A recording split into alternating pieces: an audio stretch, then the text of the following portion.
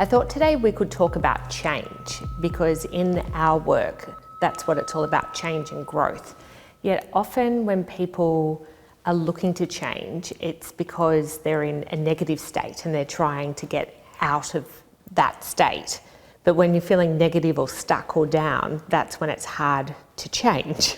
So it's a bit of a conundrum, and I was hoping you might be able to shed some light or help us work out how do we change and work through that. It is a conundrum, Carla, and it's one of the most difficult areas for a counsellor to affect change in their clients as well.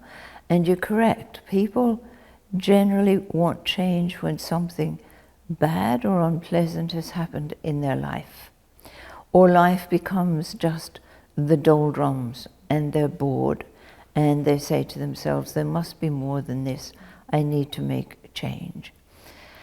Making change is more difficult for men than it is for women.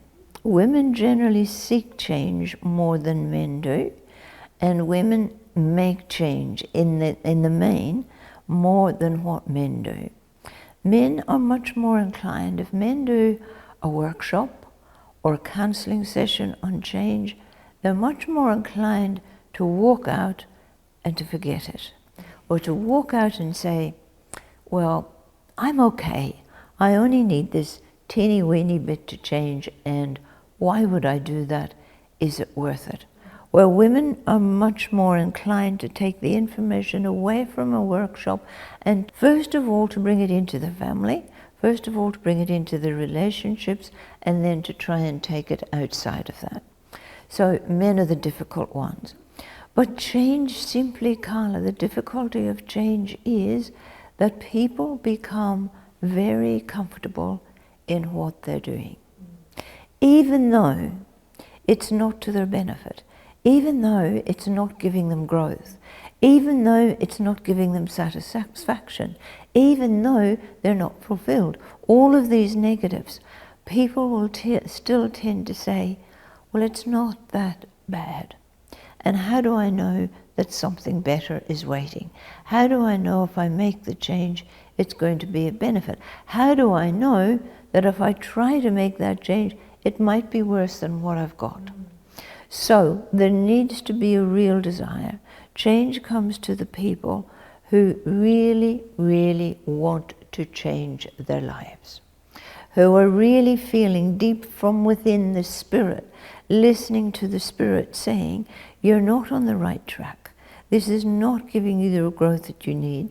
It's not going to lead you to the fulfillment that you need. You have to change belief systems, because this is how we make change. We make change by changing belief system. So let's say, for instance, someone comes to a counsellor such as myself and they want to make change. The first thing is to show them where life is not working for them. What it is, what are the actions that they're doing? What are the mindsets, the very set and fixed mindsets that hasn't caused them to make change up to this point? To show them what they are, which in effect is to teach them going forward not to use those mindsets, to disregard those mindsets. And to then show them and give them the steps of working towards a goal, setting a goal. This is going to be the first step of change.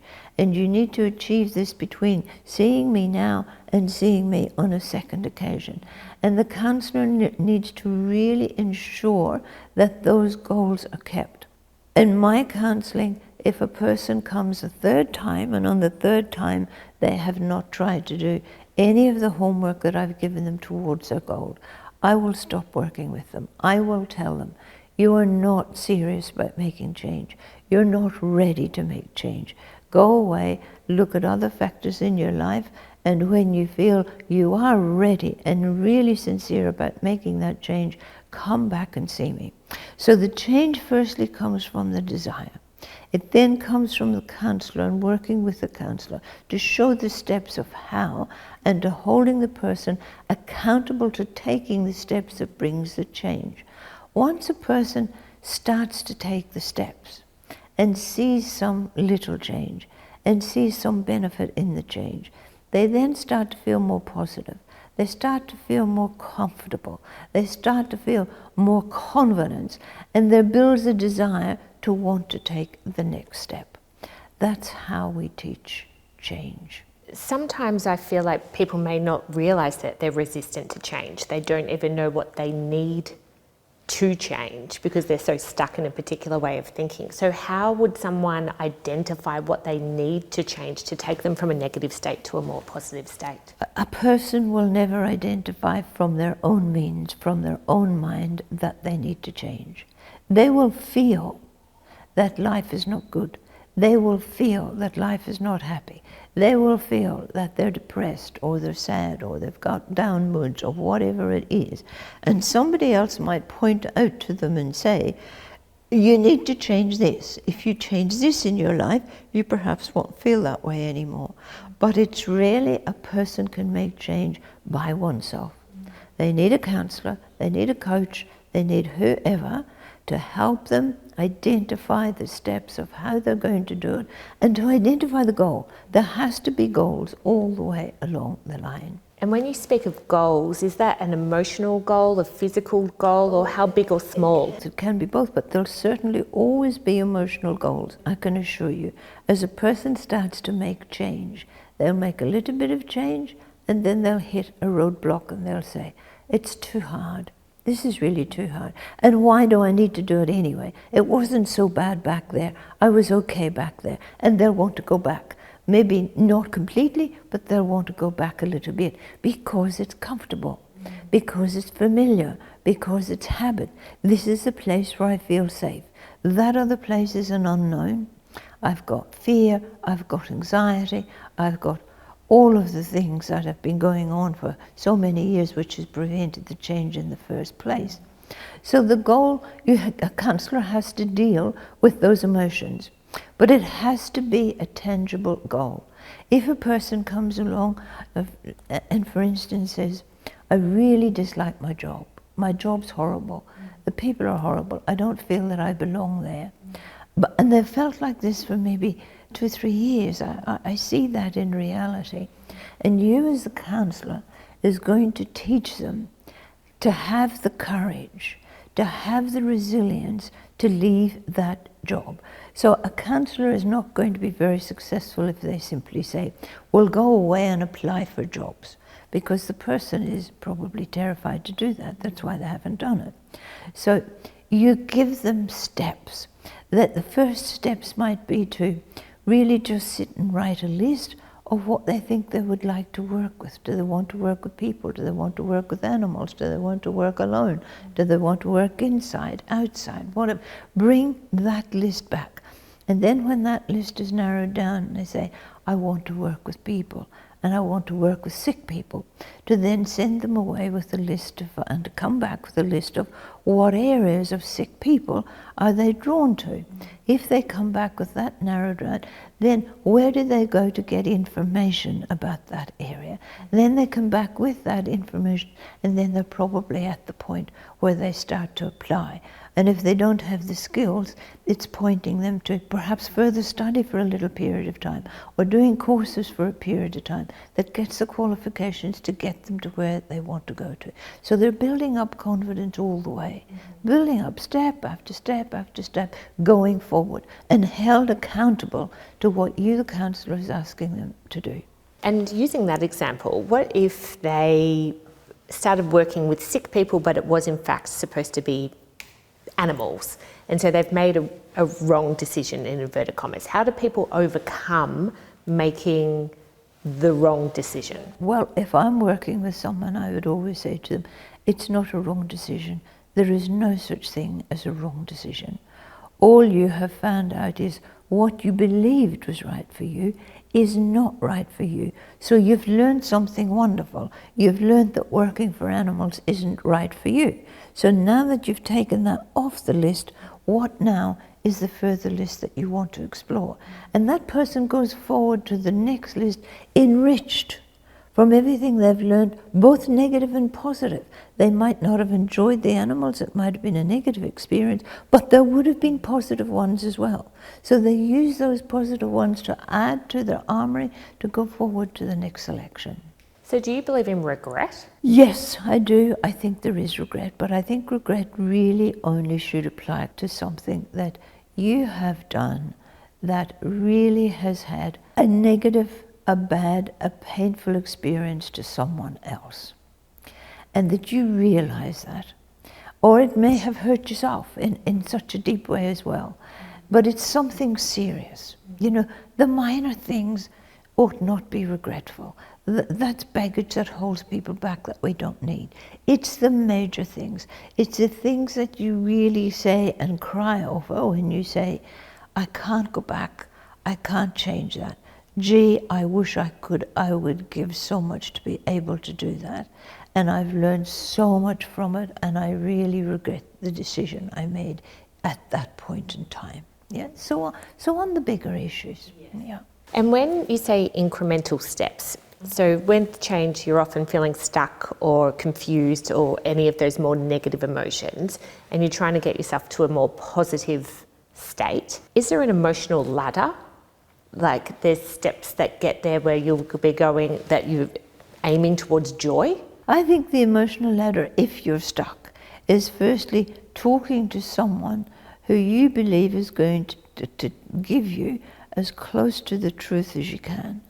That might be a partner, it might be a mother, it might be a father, it might be a sibling, it might be a friend. That you are honest to, that you go along and say, I really feel stuck in life at the moment. I feel sad, I feel stuck, I don't know where I'm going. What is it you observe with me? What is it you feel that I ought to do? If that person is close to an honest person, they will give you some indicator of what they see. It's then again really important to go to someone, to go to a professional person, coach, counselor, psychotherapist like myself, to give them that information and to say, what is the next steps?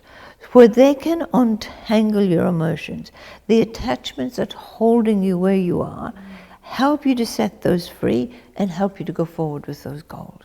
And you have shared with me before that usually when change is happening, that's when insecurity then kicks in. Oh, absolutely. So how do we deal with once you've made the change, but then that insecurity rears its ugly head? Well, it's normal. Firstly, when a person is in the process of making change. So a person will decide, yes, I'm going to give that up. Let's assume we're talking about a lady who's given up a marriage, has known for many years that the marriage is not working, and they have eventually taken the step to leave the marriage.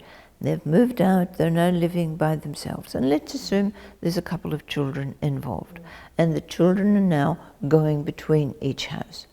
So the lady has made the decision, but then reality kicks in, as reality does with every change. The reality kicks in that I've got all this expense. My living standard is going to drop, because in a divorce, in a separation, in a change of that kind, living standards will always drop for a while, always. So they realize living standards going to drop. They realize I'm only going to see my children every second week. Oh dear, I thought this was going to be wonderful to get away from this man that I don't want to be with. But it's not so nice when I'm on my own for a whole week. It's not so nice when all those bills come in and I have to pay them. It's not so nice when I come home from work or whatever I do of an evening and I'm by myself and I'm with my own feelings. And then they start to feel, have I made the right decision? Should I go back to this man? Oh dear, is it all wrong? And they start to panic. But this is normal. This is an absolute and normal process of loss and grief. Because what kicks in here now is loss and grief. I've lost the lifestyle that I know. I've lost the routine that I know. I've lost the security that I know. I've lost what I thought was the love of my life that was going to be for my life. I've lost that. Now I have to create a new pathway, a new life. And the insecurity in that middle part is completely and utterly normal. And again, it's a person getting counseling, getting help, getting Hahnemann healing, one of our modalities, to settle those emotions, to try and work through with that person, okay, you left this marriage because you wanted a new life. What is the image of that new life that you wanted? What, when you were going to bed at night, what was the image you had? What were the thoughts you had? What were you saying to yourself? If I wasn't in this marriage, I can see myself doing this. Paint that new picture, and again, goal setting to get to it. Is change ever easy? It will depend on the evolution of the person. If you've got a highly evolved person or a substantially evolved person, and they will know when change has to be made, and they will feel the loss and grief of change for a very short time.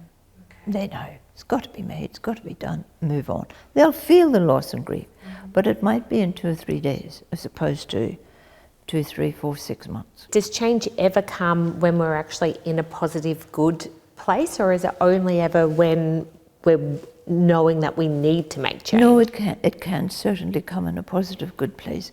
If you have got, for instance, a couple, and one person in that relationship is a more loving person than the other, and the lesser loving person is feeling all this good energy from the second partner, and they're starting to think, oh, look at the wonderful things they do, and look at how they do it, and look at the way they do it, and I want to do that too.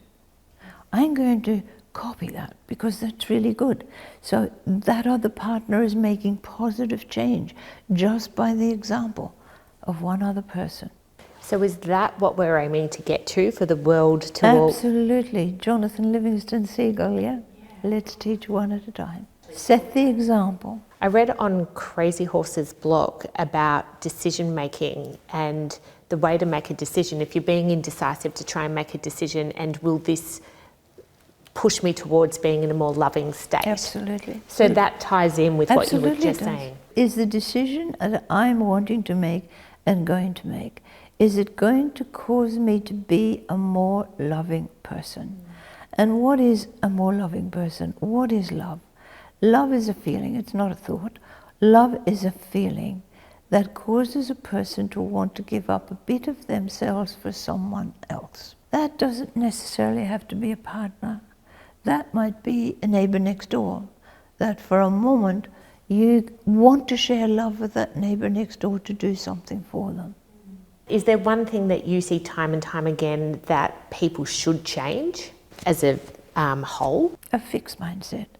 So many people grow up in a culture, the culture of a school, the culture of a family, the culture of a job, and just don't stop and think, I'm actually living in this narrow bubble.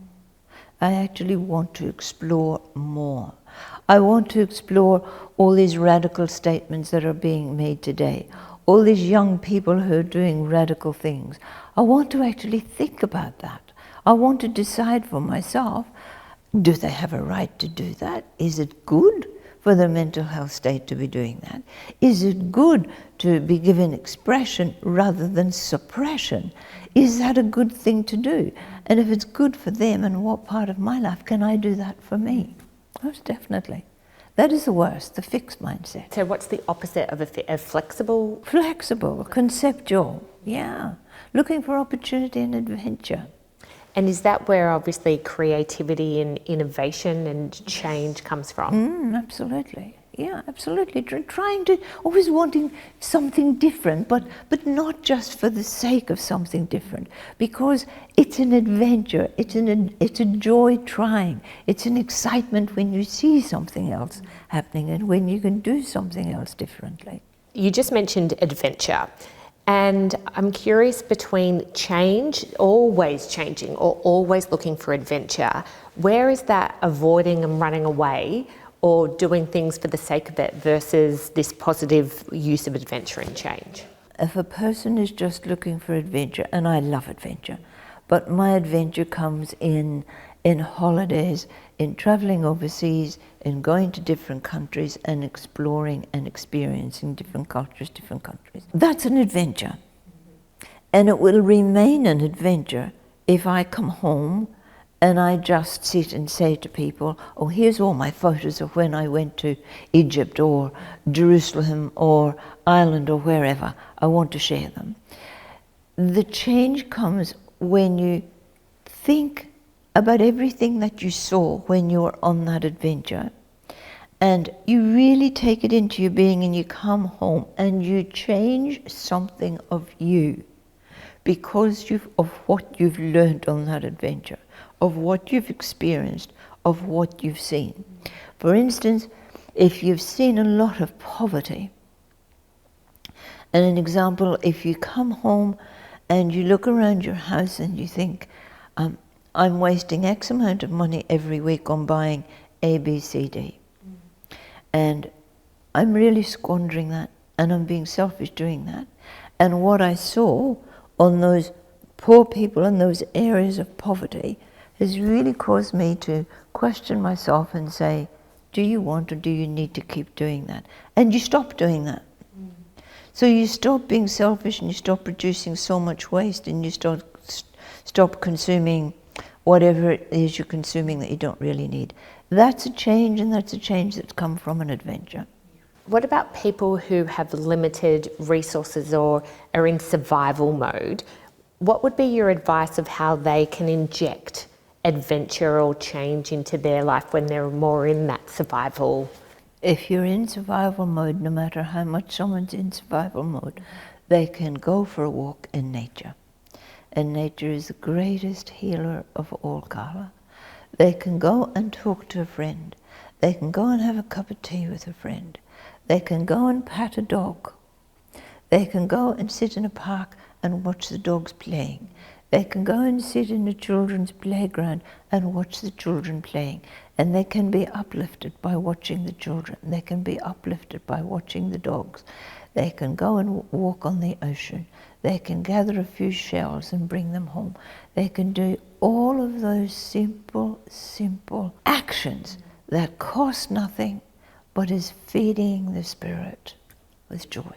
For people who may be resistant to change but not even recognising that they should change or would like to change, are there signs that you could take stock of to recognise that you do need to change? That will generally come from someone else. If you're 50 years of age, you've got the same friends as you had from kindergarten or primary school, I would say to you, you really, really need to look at your life. Because the question you have to ask is, have I grown? And is this person grown just as much as me? Is this person growing with me? And you have to really be honest with yourself on this. It is very rare this will happen. Generally what happens is one person will grow, the other person sees that they're growing a little bit ahead, so the other person will bring them down to the lesser growth of the standard of the person who hasn't grown. And there it remains. So examine what you've had in life that you've always had in life. And examine if that is a sign of staleness, a sign of being stuck, of whatever. Well, I know some older people who do have a friend and good friends who they've known from childhood, and it can happen. And it can happen, and it often does happen with people who don't want to grow too much, and who are honest and say, I'm very happy with my life. I don't want anything to change in my life. Change in my life would be terrible. It would be so disruptive. I don't want it. Well, that's fine. Everyone has free will to make whatever choice they want in life. But if you want change, that won't help you. That mindset won't help you. To make the world a more loving place, is change inevitable and meant? We're meant to change? Absolutely it is. Absolutely. Every natural disaster we have is sent to cause us to realize that nature is bigger than man, that there is a greater being out there who is sending us messages to say, you can build your huge multi-million-dollar homes on the cliff face, that's wonderful. But you know what? We can just click our fingers and make it all fall down. Yeah? So we're really meant to learn something from that. We're meant to learn that we're very small in the face of nature, that we're very small in the face of spirituality and the greater spirit. We are very small. If we're resistant to change, how do you know when you're meant to change? When are you at the stage of life and you're not necessarily feeling negative, but it's time to catapult you into the next stage? Life is going wrong, and the same kind of issues are happening over and over and over again. And people will say, how come this has happened again? This has happened to me now 3 times. Yeah. For instance, they might be in a job and they've been laid off or they've been terminated or whatever from a job, the same kind of job 3 times. Well, there's a message there, you know. Your spiritual guides, your spiritual guardians are giving you a message. This is not where you're meant to be. And if you keep on doing it, it's going to happen again. You need to make change. That is the method of helping us to make change. And if a person is resistant to change, as a practitioner, we're not going to talk to them about change straight away. We're going to talk to them about 2 things. They're not making change, Carla, because of some reason. Is that reason fear of making a mistake? Fear of criticism by someone if they do make that change? Or simply fear of the unknown? That's the reason why people don't make change. And laziness, avoidance and laziness. I'm comfortable, I want to make that change, but gosh, I'm really comfortable. And where do you see that more than in marriages and partnerships? You see that more. You see people and they're in relationships that just aren't working. There's no growth for them. They're not happy in it. It's not good for their children because their children are not learning how to make decisions. Their children are not seeing an example of love in the family home. But they say, well, it's not that bad. It's not that bad. You know, I come home every night, well, I get my dinner and I sit down on the couch and I watch television. That's not that bad. Yeah. But until that person says to oneself, I can't stand this for one more day. I can't do it. I have to get out and make change. It won't happen until that desire occurs. Do you find that people leave things for too long? Like, and how long is too long? Yes, when you're hurting someone else. When you're hurting someone else. And for instance, in a marriage, in a partnership, when you're staying and staying and staying, and you're not being honest to that person, so you're really hurting that person through dishonesty, and you're preventing that other person from finding love in their life. You're holding them back. You've got a shackle on them. You're saying to them, you're mine, you're going to stay here, even though I don't really want you, but you're giving me a comfort, so you just stay right here, when you ought to be saying, you ought to fly free and find what it is you need to find. You mentioned before also the difference between men and women, but small change and big change. Do we sometimes make something bigger than it needs to be? Of course. Of course. Change can be monumental to some people. Some people changing just a hairstyle can be monumental, whereas other people will change a hairstyle and change the colour of the hair twice in a week. Yeah, and that goes back, everything goes back to childhood, Carla. That goes back to someone who's been brought up with a very fixed, a very mundane childhood. Don't take risks. There's harm in taking risks. Don't do that. I often say to people, when they're fearful, I say to them, what is the worst that could happen if you were to take this step?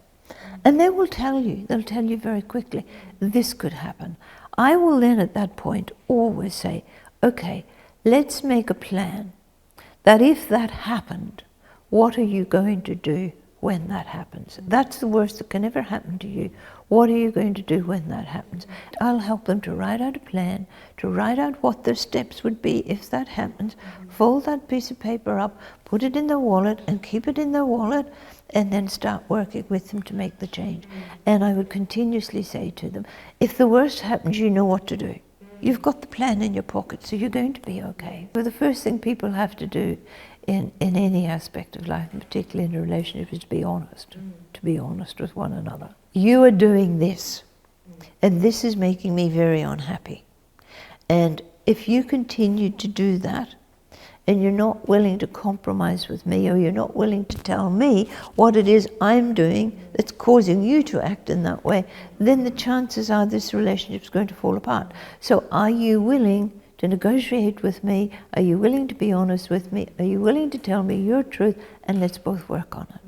Even though women are better at change, because they often think about others or put themselves second, is there a piece of advice about the fact of why change is actually important, not just for yourself, but for others around you? Change is for growth. It's just as simple as that, Carla. Change creates growth. But not change for the sake of change. Change for the greater good must be the essence. And the greater good might be your partner. The greater good might be your children. The greater good might be your workplace, you and the colleagues in your workplace. But it's change for the greater good.